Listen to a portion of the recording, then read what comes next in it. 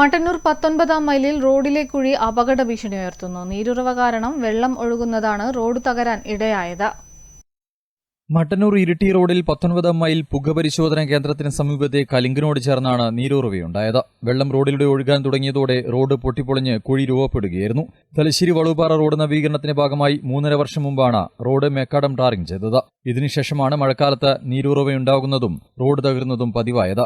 Road തകർന്നതോടെ ഇരുചക്ര വാഹനങ്ങൾ ഉൾപ്പെടെ കുഴിയിൽ വീഴുന്നതിനാൽ നാട്ടുകാർ ബോർഡുകളും വീപ്പകളും വെച്ചിരിക്കുകയാണ്.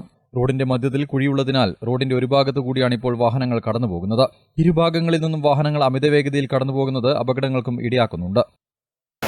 അതുപോലെ ഒരുപാട് വർഷമായി KSTP ഈ റോഡിന്റെ പണി പൂർത്തിയാക്കിയ ശേഷം കുഴി രൂപപ്പെടുകയും നിരന്തരമായി നാട്ടുകാരും മറ്റ് രാഷ്ട്രീയ പാർട്ടികളൊക്കെ അവരെ സമീപിച്ചതിന്റെ അടിസ്ഥാനത്തിൽ താൽക്കാലിക പരിഹാരം കണ്ടു. പക്ഷേ ഇത് റോഡിന്റെ അടിയിൽ നിന്ന് ഉറവ പുറപ്പെടുന്നത് കാരണം അവർ ചെയ്യുന്ന പ്രവർത്തനങ്ങളൊന്നും ഇതിന് ശാശ്വത പരിഹാരമല്ല.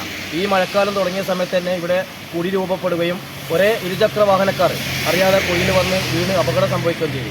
അതിനുശേഷം ഇവിടെയുള്ള നാട്ടുകാരാണ് താൽക്കാലികമായി ഇത് അപകടം വരാതിരിക്കാൻ വേണ്ടി ഇരുചക്ര വാഹന യാത്രക്കാരെ രക്ഷിക്കുന്നതിന് വേണ്ടി താൽക്കാലികമായി ഇവിടെ ബോർഡ് വെച്ച് മറച്ചിരിക്കുകയാണ്.